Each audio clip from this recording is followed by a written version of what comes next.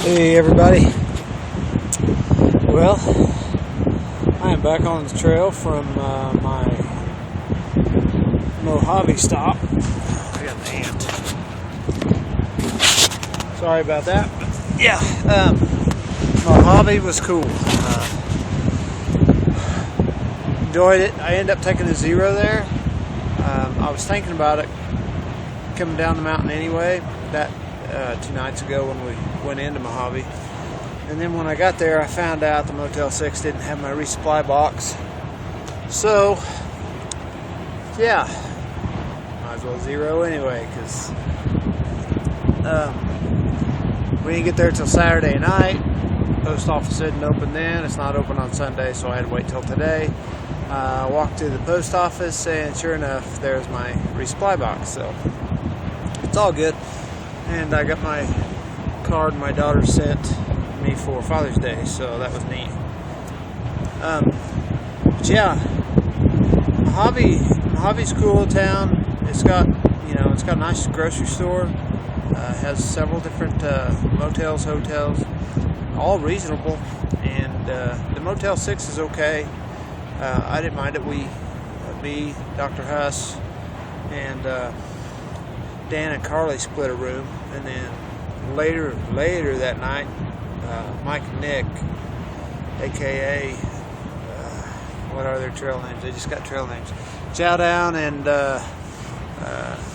Yodeler. So yeah, they came in, and then yesterday I went ahead and rented another night, and so all 6 of us was kind of had our gear in the room, and yeah, it was pretty stinky and messy, but that's okay. I got to watch Game 3 of the NBA championship.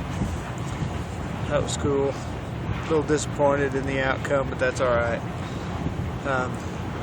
Yeah, I'm already taking a break. I don't know, feeling lazy today. I didn't get started till 2 o'clock. It is June 18th, 3:51, so I've only been on trail for not quite 2 hours. And it is the heat of the day, but being up here in the wind farms where all the wind's blowing, that helps. It helps out a lot. But things I didn't like about Mojave, if you're looking at hiking the BCT in the future, Mojave was a hard hitch to get in to. I mean, it was a hard hitch. There's a lot of people coming out, but not that many people going in. And those going in didn't want to help. Most of your pickups, state law in California, they can't give rides in the back of the truck, so you get passed by a lot of trucks.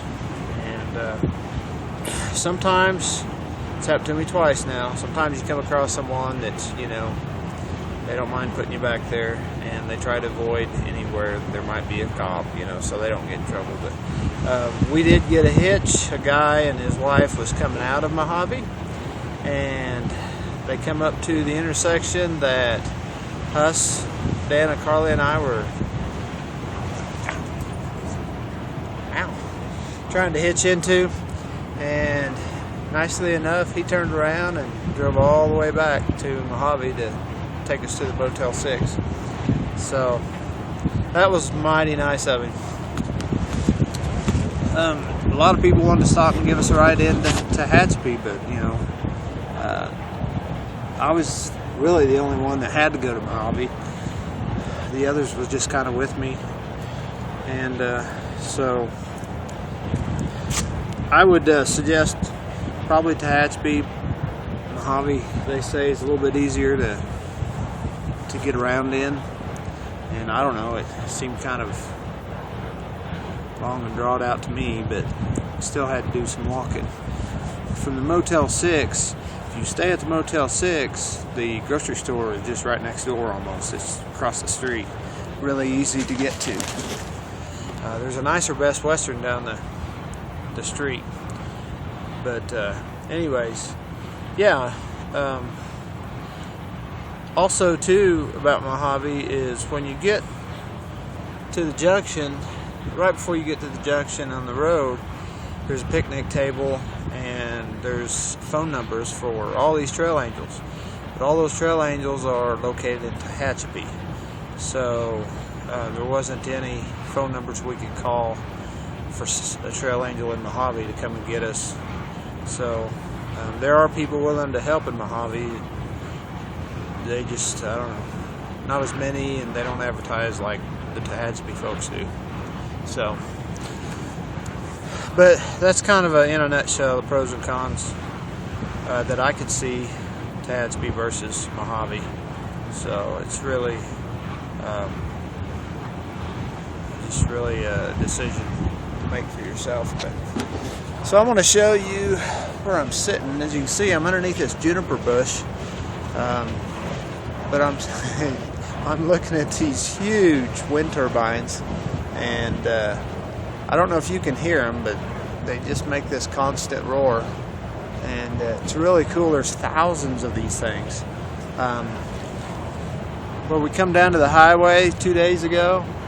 We'd already been seeing them for a couple hours, and then from that highway to the 10 miles into Mojave was nothing but wind turbines.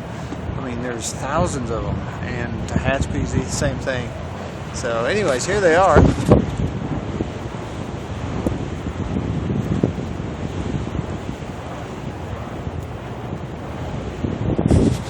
There's just one row of them, and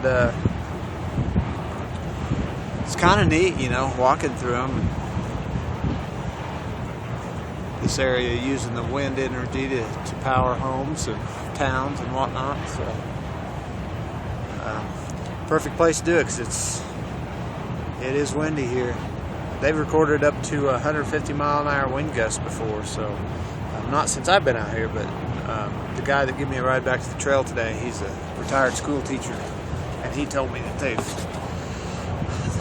every now and then they'll get 150 mile an hour wind gusts, and it usually does damage. I mean, where I'm from, wind gusts of 150 miles an hour is a tornado. It does damage. So, but yeah, everything's going good. I've got from Mojave, it's 140 miles Kennedy Meadows. So that puts a smile on your face. So, because when you get to Kennedy Meadows, you're done with the desert. I mean, done. So I'm excited. All the guys I've been hiking with that are ahead of me right now, they're excited. So yeah, we can't wait to get to Kennedy Meadows. I was originally going to take a zero there and not Mojave, but I was also going to take a zero at Softleys, but I didn't. So I still could. I don't know what I'll do. I feel like I didn't get a whole lot of rest yesterday. Having a lot of people in your room, and I don't know. But I didn't hike any, so it's always, those of you that's hiked before, it's always hard to get out of town anyway. So you're leaving town with a heavy pack. You got 7 days of food.